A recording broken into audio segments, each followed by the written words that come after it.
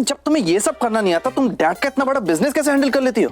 और एग्जाम्पल किसे दे रही हो? मुझे, जिसे एग्जाम्पल्स में कोई इंटरेस्ट ही नहीं है ना। मुझे तुम्हारे एग्जाम्पल समझ में आते हैं ना समझने की जरूरत है। ओके गॉड, कितने इरिटेटिंग है। मैं irritating? Actually yes, actually depend करता है कि सामने कौन खड़ा है, उस हिसाब से मैं इरिटेटिंग हो जाता हूँ। You know that. तुम्हारे कहने का मतलब है कि मैं तुम्हारे सामने खड़ी हूँ इसलिए तुम इतने इरिटेटिंग हो गए हो? Of course, and you are not someone special. Okay, तुम्हारे सामने खड़ा होने से मैं ज्यादा इरिटेटिंग हो जाता हूँ। और हाँ, इस टाइम तो डैड के हाथ से लड्डू ले लिए, नेक्स्ट टाइम डैड के हाथ से लड्डू मत लेना, समझी? हम वार्निंग यू।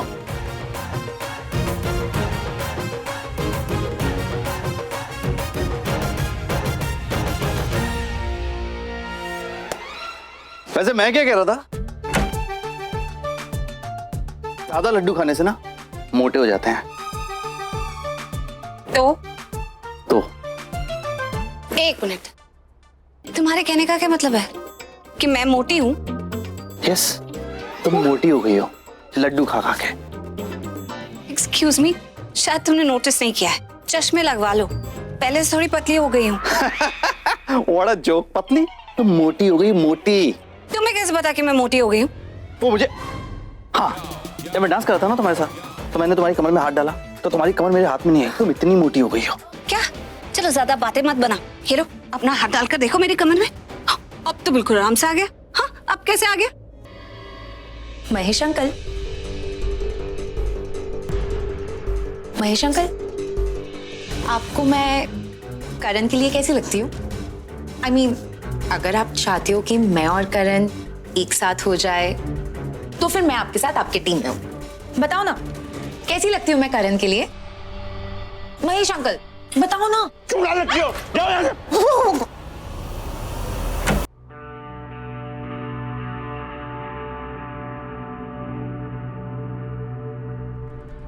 इतनी अच्छी मुस्कुराहट, आई एम श्योर प्रीता को हराने का सलूशन तुमने ढूंढ लिया है ना?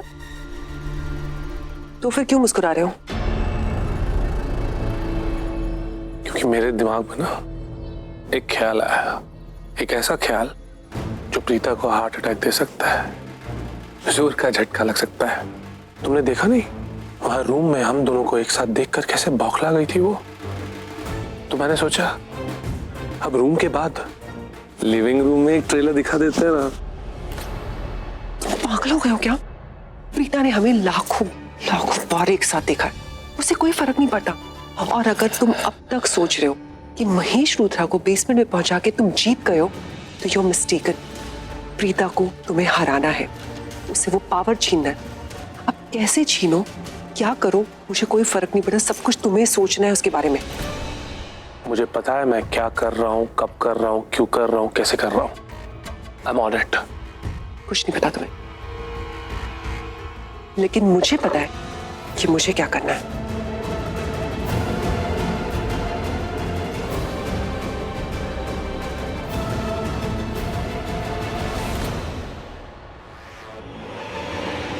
आ गई प्रीता लूथरा, अब देता हूं इसे जोर का झटका, या फिर यूं कहूं दर्द का झटका।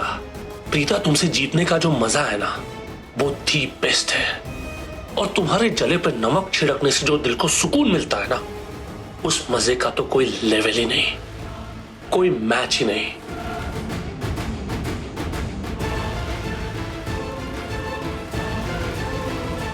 Mummy ji, aunty ji, very good morning. Good morning बेटा। मैं आपसे कुछ कहना चाहता हूँ। बोलो। देखिए, कल जो भी हुआ बहुत गलत हुआ, और आप जानते हैं, अच्छे से जानते हैं कि ये किसकी वजह से हुआ है। एक गलत डिसीजन की वजह से है जो प्रीता ने लिया था। आपने देखा ना, महेश अंकल की तबीयत कितनी खराब हो गई थी, कितनी तकलीफ में थे वो, और महेश अंकल की वजह से हम सब टेंशन में थे। बर्थडे पार्टी थी, सब लोगों के सामने हमारे परिवार का मजाक बन के रह गया। चलिए, मजाक बन के रह गया वो तो हम देख लेंगे, लेकिन महेश अंकल को तकलीफ तो नहीं होनी चाहिए ना। ये सब प्रीता की वजह से हुआ है, उसकी जिद की वजह से, उसके ईगो, उसके एटीट्यूड की वजह से। पता नहीं किसको क्या प्रूव करना चाहती थी वो। महेश अंकल की हेल्थ को लेकर मेरी डॉक्टर से भी बात हो रही थी, और डॉक्टर्स ने क्लियरली, स्ट्रिक्टली मुझसे ये कहा है कि महेश अंकल के पास कोई भी नहीं जाएगा।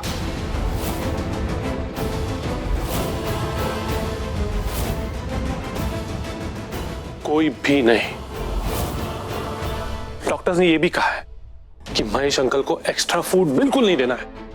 सुबह और शाम 2 वक्त का खाना देना है और दवाइयां। मम्मी जी, दवाइयां आप दे सकती हैं, पर आंटी जी आप नहीं जाएंगी। आप महेश अंकल के पास बिल्कुल नहीं जा सकती। देखिए, मैं जानता हूं आप अंकल से बहुत प्यार करती हैं, आप उनकी पत्नी हैं, उनके लिए इमोशनल हो जाती है, और इमोशनल होने के बाद फिर नहीं पृथ्वी, मैं इमोशनल नहीं होंगी, मैं नहीं होंगी। मैं नीचे जाऊंगी महेश जी के पास। प्लीज मुझे रोको मत, इतना तो करने दो प्लीज। Not allowed. नहीं, नॉट अलाउड, बिल्कुल नहीं। रीता ने जो गलती की है मैं बिल्कुल नहीं करूंगा। आपको शायद ये भी लग रहा होगा कि मैं बार बार आपको मना कर रहा हूं, स्ट्रिक्ट हो रहा हूं।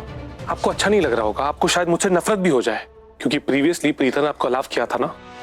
आपको लग रहा होगा कि कितनी प्यारी लड़की है, बट इन दी एंड आपने देखा ना क्या हुआ, रिजल्ट क्या मिला। महेश अंकल को तकलीफ, पूरे परिवार को सफर करना पड़ रहा है इनकी वजह से।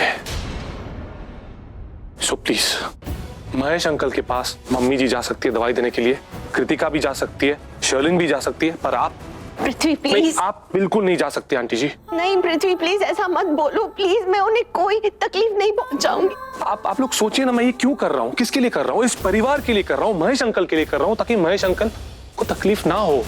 मैं उन्हें तकलीफ नहीं दूंगी। भाभी मेरी बात सुनिए, पृथ्वी जो भी कह रहा है बिल्कुल सही कह रहा है। डॉक्टर ने कहा है कि भाई को किसी भी तरह की कोई भी तकलीफ नहीं देनी चाहिए। भाभी आप भाई को देख के इमोशनल हो जाएंगी।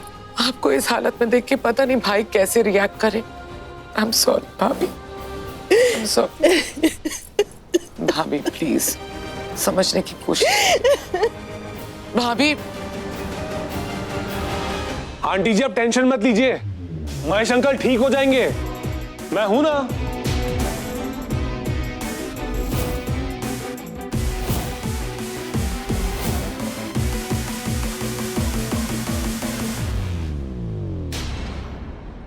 महेश पापा की तबीयत इतनी भी खराब नहीं है कि उनसे कोई मिलने ना जा पाए। तो पृथ्वी बताएगा कि उनसे कौन मिलेगा कौन नहीं। इसे तुमने ठीक कर दिया।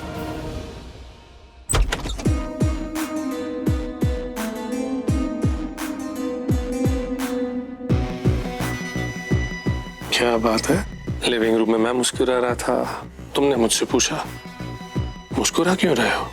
अब मैं पूछना चाहता हूँ, मुस्कुरा क्यों रही हो? तुम्हारी मुस्कुराहट के पीछे कोई लॉजिक नहीं था, लेकिन मेरी मुस्कुराहट के पीछे एक सॉलिड रीजन, लॉजिक, सब कुछ है। कैसा लॉजिक और कैसा रीजन? हमारी लाइफ की सबसे बड़ी मुसीबत से पीछा छुड़ाने का रीजन, यानी कि सॉल्यूशन।